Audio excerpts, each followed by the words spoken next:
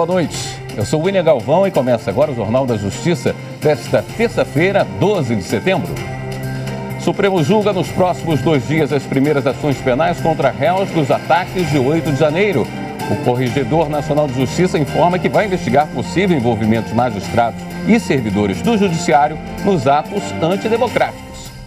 Esse é um dos destaques de hoje. E você acompanha também nesta edição.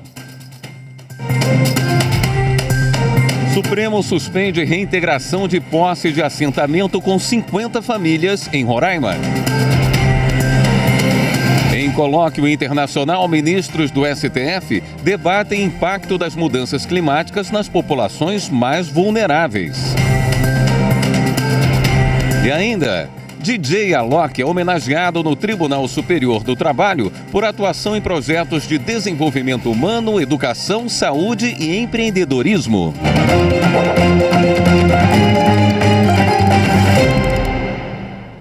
Em sessão extraordinária marcada para as 9h30 da manhã desta quarta-feira, o STF começa a julgar 4 ações penais de acusados de participação nos atos antidemocráticos de 8 de janeiro. Os réus respondem por crimes como associação criminosa armada, abolição violenta do Estado Democrático de Direito e golpe de Estado. Marta Ferreira tem os detalhes. Os 4 primeiros a serem julgados participaram da invasão e depredação das sedes dos 3 poderes no dia 8 de janeiro.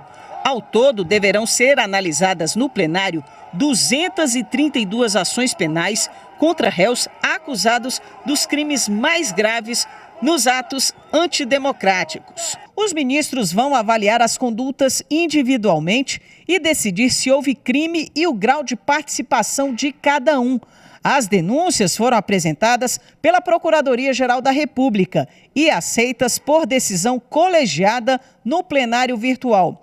Depois disso, foram feitas as audiências de instrução dos processos, com coleta de depoimentos, de testemunhas, de defesa, acusação e interrogatório dos réus. Aécio Lúcio Costa Pereira, Tiago de Assis Matar, Moacir José dos Santos e Matheus Lima de Carvalho Lázaro respondem pela prática de associação criminosa armada, abolição violenta do Estado Democrático de Direito, golpe de Estado, dano qualificado pela violência e grave ameaça com emprego de substância inflamável contra o patrimônio da União e com considerável prejuízo para a vítima e deterioração de patrimônio tombado. Somadas, as penas podem chegar a 30 anos de reclusão. Entre os réus, Moacir Santos está solto. As ações serão analisadas em sessões presenciais. A primeira sessão será nesta quarta-feira, a partir das 9h30 da manhã. Cada ação será chamada a julgamento individualmente. Em cada caso, o julgamento começa com a leitura do relatório do ministro Alexandre de Moraes e, em seguida, o ministro revisor Nunes Marques poderá fazer complementos ao relatório, caso queira. Após, a acusação, por meio do Procurador-Geral da República e a defesa, terão 1 hora cada para apresentar argumentos e provas sobre o réu em julgamento. A votação que decidirá sobre a culpa ou inocência de cada um dos acusados será iniciada pelo relator, seguida pelo voto do revisor.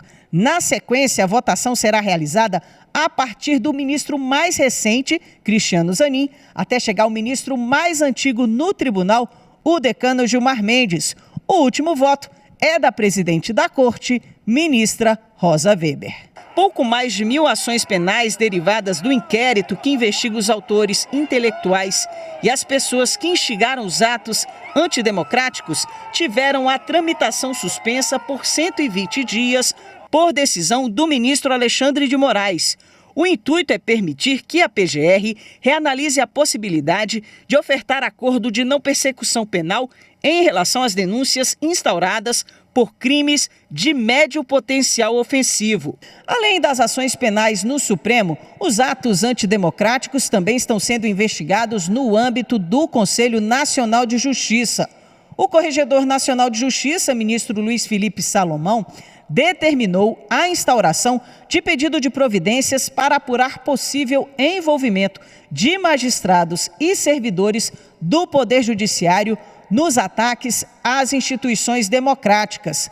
Na decisão, o ministro Luiz Felipe Salomão argumentou que os atos do dia 8 de janeiro foram apenas o clímax de uma prática discursiva disseminada nos meios de comunicação de massa que tinha como alicerce uma deliberada desordem informacional voltada a gerar uma crise de confiança e deterioração das instituições republicanas. Por isso, sustentou que é importante investigar a participação de servidores ou membros do Poder Judiciário, tanto nas lamentáveis depredações do dia 8 de janeiro, quanto nos períodos anteriores. Oficiados, então, os ministros Alexandre de Moraes, do STF, e Benedito Gonçalves, relator da ação de investigação judicial eleitoral no âmbito do TSE, deverão ser encaminhadas à Corregedoria informações sobre a presença de membros do Judiciário em procedimentos investigativos ou ações penais em curso relacionados aos atos de depredação aos poderes da República.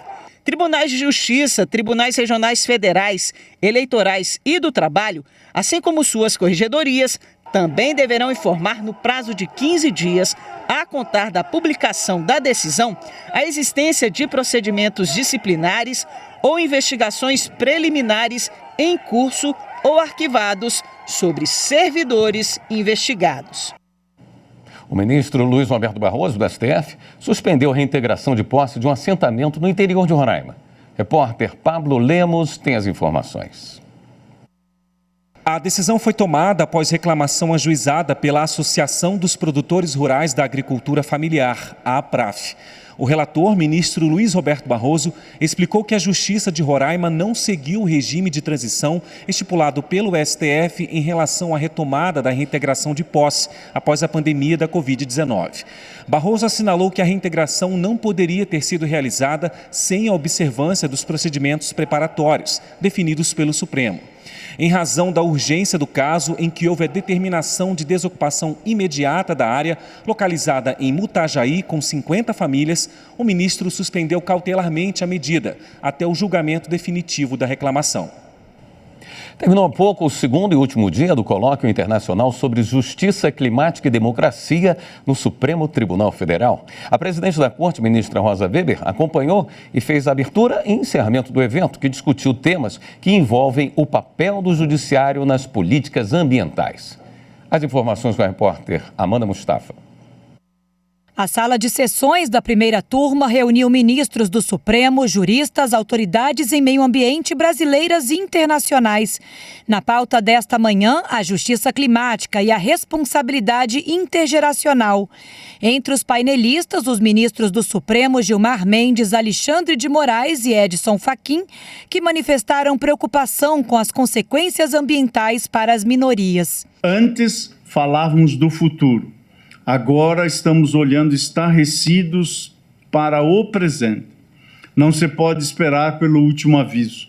Esse é o papel de um poder judiciário diligente e cônscio do seu tempo, e que, para não se apartar de sua missão constitucional, deve também estar atento para que todos os direitos fundamentais das minorias estejam assegurados, tanto ao meio ambiente equilibrado, quanto à manutenção dos modos tradicionais de existência. A competência administrativa e legislativa para proteção ao meio ambiente, para efetividade da justiça climática, não é preponderantemente da União. As grandes agressões ao meio ambiente, elas são feitas por meio do exercício de competências municipais. Loteamentos irregulares, quem disciplina isso é o município. Emissão de gases no transporte público. Não basta conciliar crescimento econômico e proteção. É necessário um novo modelo de desenvolvimento que seja assertivo a ponto de garantir grau adequado de proteção ambiental e distributivo, com vistas a impedir que populações vulneráveis paguem o preço de nossa inércia. À tarde, o painel sobre sistema de justiça foi presidido pela ministra aposentada Ellen Grace, que citou desastres ambientais como o ciclone no Rio Grande do Sul. Todas estas manifestações violentas da natureza são explicáveis e merecem a nossa atenção.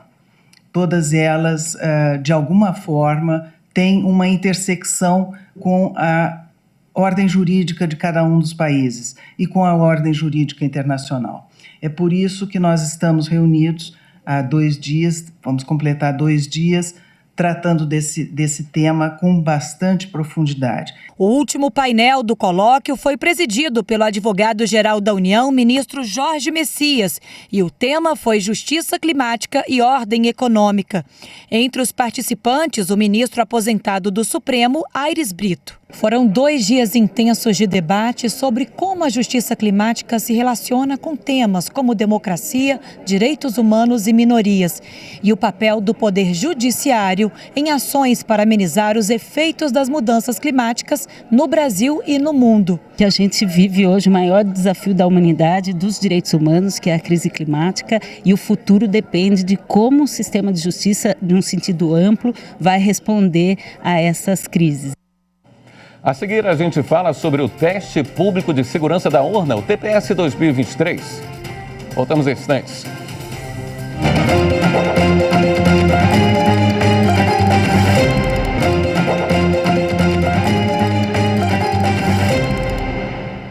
O Tribunal Superior Eleitoral vai realizar na próxima quarta-feira, dia 15, uma audiência pública para esclarecer dúvidas sobre o Teste Público de Segurança da Urna 2023. O evento, em formato virtual, vai ser transmitido pelo canal da Justiça Eleitoral no YouTube a partir das 10 horas da manhã. Na audiência vão ser apresentadas as regras do edital, os sistemas que serão avaliados, os objetivos da auditoria e as inovações desta edição. Para participar, é só enviar um e-mail para tps2023@tse.jus.br. O prazo é até sexta-feira e as questões vão ser respondidas ao vivo durante a transmissão. E daqui a pouco, na sequência do Jornal da Justiça, tem transmissão ao vivo da sessão plenária do TSE. Vamos saber o que será julgado por lá nesta noite com a repórter Marina Fabre. Os ministros devem analisar um recurso em ação de investigação judicial eleitoral contra Jorginho Melo e Marilisa Boen, governador e vice-governadora de Santa Catarina. Eles são acusados de suposto uso indevido de recursos e de abuso de poder econômico nas eleições de 2022. Parte do financiamento da chapa foi proveniente de recursos destinados a candidaturas femininas. E a Corte vai analisar se houve irregularidade no uso desses repasses. O plenário também deve apreciar recurso da coligação Juntos pela Mudança de Craíbas, em Alagoas, que trata de abuso de poder político durante a campanha para a prefeitura nas eleições de 2020. Há ainda um recurso envolvendo a acusação de fraude à cota de gênero nas eleições para a Câmara Municipal de Gilboés, no Piauí, em 2020. A pauta completa da sessão pode ser acessada no site do TSE. Para a terceira turma do Superior Tribunal de Justiça, o feriado local previsto em lei federal não precisa ser comprovado na interposição de recurso especial. Samanta Peçanha explica essa decisão. O colegiado entendeu que os feriados de abrangência local previstos na Lei de Organização Judiciária do Distrito Federal e dos Territórios não precisam ser comprovados no ato de interposição do recurso especial, pois se trata de lei federal que organiza o Tribunal de Justiça do Distrito Federal e dos Territórios, o TJDFT. Segundo a relatora, ministra Nancy Andrighi, nesse caso, os feriados em questão merecem tratamento equivalente ao dos feriados nacionais. A ministra também destacou que o entendimento fixado pela terceira turma do STJ é válido no âmbito do TJDFT e não para a Justiça Comum Estadual, considerando a abrangência restrita da Lei 11.697 de 2008. De acordo com a relatora, por não constar no rol de feriados nacionais, o dia 1º de novembro, feriado questionado no recurso especial julgado pela terceira turma, do ponto de vista de sua abrangência territorial, deve ser considerado feriado local. Como consequência disso, ela explicou que, no caso dos tribunais estaduais, esse feriado deve ser comprovado no momento da interposição do recurso especial, conforme entendimento firmado pela Corte Especial. Nancy Andrighi apontou ainda diversos precedentes em que o STJ já dispensou, no contexto do TJDFT, a comprovação dos feriados de segunda e terça-feira de carnaval previstos na Lei 11.697 de 2008, por se tratar de lei federal.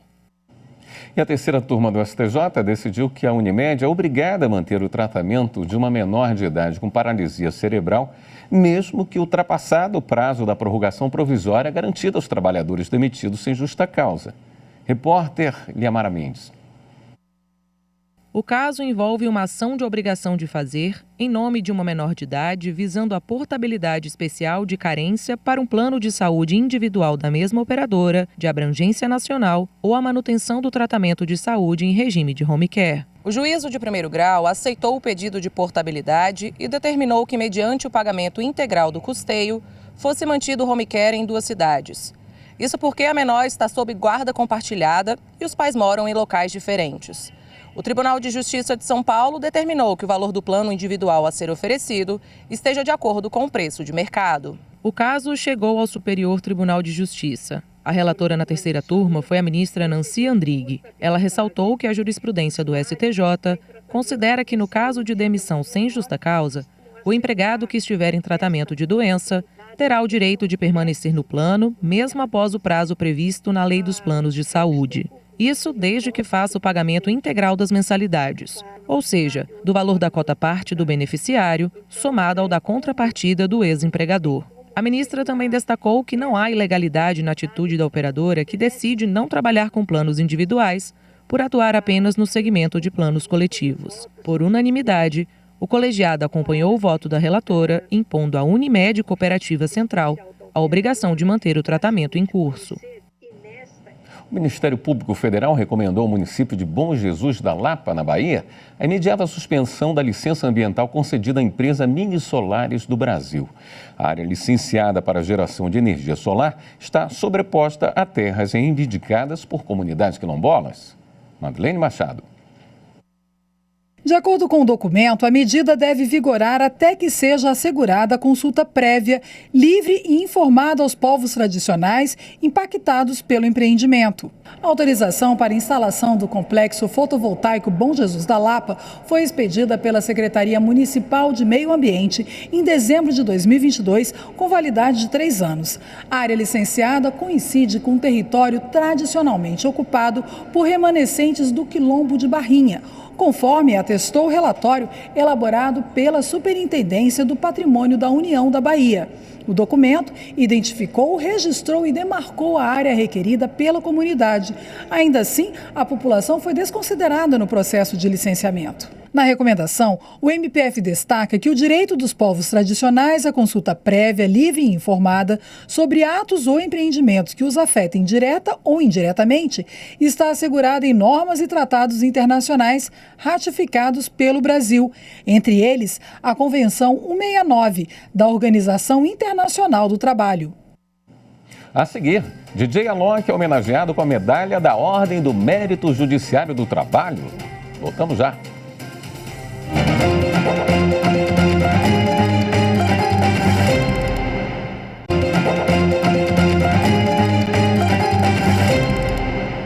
O TST homenageou o DJ e produtor musical Alok com a medalha da Ordem do Mérito Judiciário do Trabalho.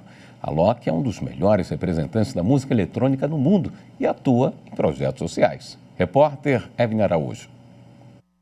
Celulares em punho para registrar a presença ilustre no TST. DJ, produtor cultural e filantropo.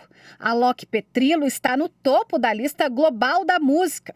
Além de artista, ele desenvolve trabalhos sociais no Brasil e em outros países. Primeiro eu fiz uma viagem para a aldeia Yawanawá, que ela fica bem no coração da Amazônia. Assim. E chegou naquele momento ali, eu percebi que não tem cultura mais ou menos desenvolvida. O que existem são valores e objetivos diferentes.